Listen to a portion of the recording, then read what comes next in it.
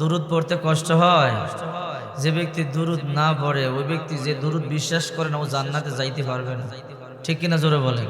আল্লাহ পাক নিজে বলেন ইন্নাল্লাহা ওয়া মালাইকাতাহু ইউসাল্লুনা আলান নবী। আল্লাহ পাক নিজে রাসূলের উপরে দুরুদ পড়েন, ফেরেশতারা দুরুদ পড়ে। অতএব হে মুমিনেরা তোমরাও দুরুদ পাঠ করো। আল্লাহর আদেশ দুরুদ পাঠ করা ফরজ। ঠিক কিনা জোরে বলেন। আবার দুরুদ পাঠ করা ওয়াজিব, আবার সুন্নাত, আবার নফল, আবার মুস্তাহাব। ঠিক কিনা জোরে বলেন। দুরুদ পাঠ করতে হবে কি হবে না? দেখেন একটা কিতাব আছে, কিতাবের নাম দালাইলুল খায়রাত। কিতাবের নাম কি? আবু আব্দুল্লাহ মুহাম্মদ ইবনে সুলাইমান জাজুলি রহমাতুল্লাহ আলাইহি লিখেছেন দুরুদের যে কত ফজিলত।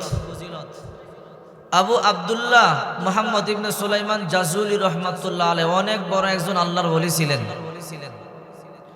আবু আব্দুল্লাহ মুহাম্মদ ইবনে সুলাইমান জাজুলি রহমাতুল্লাহ আলাইহি এত বড় ওলি ছিল, দুনিয়ার সমস্ত উলামায়ে কেরাম যাকে এক নামে চিনে।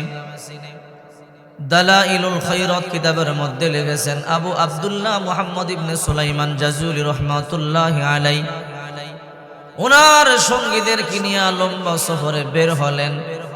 হাঁটতে হাঁটতে চলতে চলতে মরুভূমির মধ্যখানে বিশ্রাম করলেন। হঠাৎ করে আজান দিয়া দিল। আবু আব্দুল্লাহ মুহাম্মদ ইবনে সুলাইমান জাজুলি রহমাতুল্লাহি আলাইহি বললেন, তোমরা সবাই ওযু করে নাও, আমরা যোহরের নামাজ আদায় করে নেব। কিন্তু সবাই পানি তালাশ করলো, পানির কোনো ব্যবস্থা নাই, পানি নাই। কিভাবে ওযু করবে, কিভাবে পবিত্রতা অর্জন করবে? সবাই এসে বলো আল্লাহর ওলি, আপনি আমাদেরকে ওযু করবার জন্য আদেশ করলেন, সালাত আদায় করব, নামাজ আদায় করব, কিন্তু পানির কোনো ব্যবস্থা নাই। আল্লাহর ওলি গো, পানির ব্যবস্থা করেন, পানির সন্ধান করেন, তারপরে ওযু করব। আবু আব্দুল্লাহ মুহাম্মদ ইবনে সুলাইমান জাজুলি রহমাতুল্লাহি আলাইহি পানির তালাশে বের হয়ে গেলেন। বললেন, তোমরা সবর করো, ধৈর্য ধারণ করো, আমি দেখতেছি কোথাও পানি পাওয়া যায় কিনা। পানি পাওয়া গেলে তোমাদেরকে সন্ধান দেব। দালাইলুল খায়রাত কিতাবের মধ্যে এসেছে আল্লাহর ওলি হাঁটতে হাঁটতে অনেক দূরে চলে গেলেন। হঠাৎ করে একটা কূপের সন্ধান পেলেন। কূপ দেখে অন্তরের মধ্যে আশা জাগলো, এই কূপের মধ্যে আমরা পানি পাবো। আল্লাহর ওলি আবু আব্দুল্লাহ মুহাম্মদ ইবনে সুলাইমান জাজুলি রহমাতুল্লাহি আলাইহি কূপের কাছে চলে গেলেন। হঠাৎ করে তাকাইয়া দেখে কূপের মধ্যে পানি আছে, কিন্তু এমন নিচে পানি উঠাইবার মতো কোনো বান্ড তাদের কাছে নাই। পানি তো আছে কিন্তু পানি একদম নিচে। কিছুক্ষণ আগে চিন্তা ছিল পানি নাই, পানির ব্যবস্থা নাই, কূপের সন্ধান করতেছিল, কিন্তু এখন কূপ পাইছে কিন্তু পানি একদম নিচে, পানি উঠাইবার মতো কোনো বান্ড নাই। আল্লাহর ওলি বড় চিন্তায় পড়ে গেলেন, পেরেশানিতে পড়ে গেলেন। আল্লাহর ওলি কূপের পাশে দিয়া ঘুরতেছে আর টেনশন করতেছে, বালতি কোথায় পাবো, রশি কোথায় পাবো, পানিটা কিভাবে উঠাবো, কিন্তু কোনো ব্যবস্থা নাই। হঠাৎ করে অনেক লম্বা সময় পেরেশানি ঘুরতেছে, কিন্তু পানি উঠাইবার মতো কোনো ব্যবস্থা নাই। এই দৃশ্য দেখে ছোট্ট নাবালিকা একটা মেয়ে দৌড়াইয়া এসে বলে, আল্লাহর বান্দা, আপনি কূপের পাশে কেন ঘুরতেছেন? দুশ্চিন্তায় মনে হয় টেনশনে পড়ে গেলেন। ও আল্লাহর ওলি, কি আপনার সমস্যা বলেন? বলে, মা তুমি ছোট্ট নাবালিকা, তোমাকে বললে কোনো ফায়দা হবে না। মেয়েটা বলল, আল্লাহর ওলি আপনি আমাকে বলতে পারেন। বলেন, না রে মা, তোমাকে বললে সমস্যার সমাধান হবে না, এই সমস্যার সমাধান তুমি দিতে পারবা না।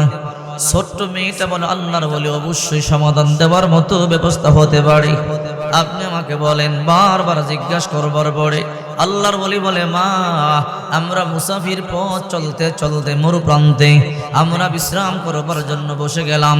নামাজের সময় হয়ে গেল, ওযু করবার জন্য পানি পাইতেছিলাম না। হঠাৎ করে কূপের সন্ধান তো পেলাম রে মা, কিন্তু কূপের মধ্যে পানি উঠাইবার মতো কোনো বান্ড নাই, ব্যবস্থা নাই। মেয়েটা বলে, আল্লাহর ওলি আপনি টেনশন করবেন না, চিন্তা করবেন না, একটু অপেক্ষা করেন, অবশ্যই কূপের পানি ব্যবস্থা হয়ে যাবে। আল্লাহর ওলি আশ্চর্য হয়ে গেল, এই ছোট্ট মেয়েটা কিভাবে পানির ব্যবস্থা করবে? মেয়েটা বলে, আল্লাহর ওলি আপনি টেনশন করবেন না, মেয়েটা কি যেন পড়তেছে আর কূপের চতুর্দিক দিয়ে ঘুরতেছে। কি যেন পড়লেন, 3টা ঘুরান দিলেন, 3বার পড়ে পানির মধ্যে থুতু নিক্ষেপ করলেন। আবু আব্দুল্লাহ মুহাম্মদ ইবনে সুলাইমান জাজুলি রহমাতুল্লাহি আলাইহি বলে, আল্লাহর কসম, আল্লাহর কসম, এই ছোট্ট মেয়েটা 3বার কি যেন বলল, পরে পানির মধ্যে একটু থুতু নিক্ষেপ করতে দেরি হয়েছে, কূপের নিচ থেকে পানিটা উপরে উঠতে বিন্দু পরিমাণ দেরি হলো না। আল্লাহু আকবার। আল্লাহর ওলি জিজ্ঞাসা করলো, মা কি এমন আমল তুমি করেছো, কি পড়েছো? যা পড়ে পানির মধ্যে থুতু নিক্ষেপ করতে দেরি হয়েছে, কূপের অথই গভীর নিচ থেকে পানি উপরে উঠতে দেরি হলো না। মেয়েটা বলে, আল্লাহর বলে আমি ছোট্ট নাবালিকা, তেমন বেশি আমল আমার জানা নাই, কিন্তু আমার মা একটা আমল আমাকে শিখাইছে। ও মা, যেথায় যাইবা, যেখানে যাইবা, বেশি বেশি দুরুদের আমল করবা। রাসূল করিম সাল্লাল্লাহু আলাইহি ওয়াসাল্লাম বলেন, মান সাল্লা আলাইয়া ওয়াহিদান সাল্লাল্লাহু আলাইহি আশারা, যে ব্যক্তি আমার উপরে একবার দুরূদ শরীফ পাঠ করে, আল্লাহ পাক তার উপরে 10টা রহমত নাজিল করে। ও আল্লাহর ওলি,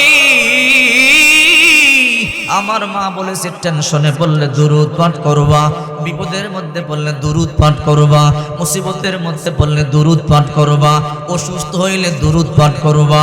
কারণ দুরূদ এমন একটা আমল, একদল ফেরেশতা দুনিয়াতে আছে, দুরূদ পড়তে দেরি হয়, রওজা পাকে পৌঁছাইতে দেরি করে না। ও আল্লাহর বলি, আমি তেমন বেশি কোনো আমল করি নাই, 3বার দুরূদ শরীফ পাঠ করে আমি পানির মধ্যে থুতু দিয়েছি।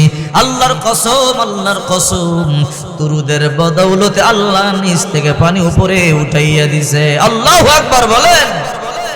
দুরূদ শরীফের পাওয়ার আছে না নাই? এই দুরূদের মধ্যে অনেকে কৃপণতা করে, ঠিক কিনা জোরে বলে।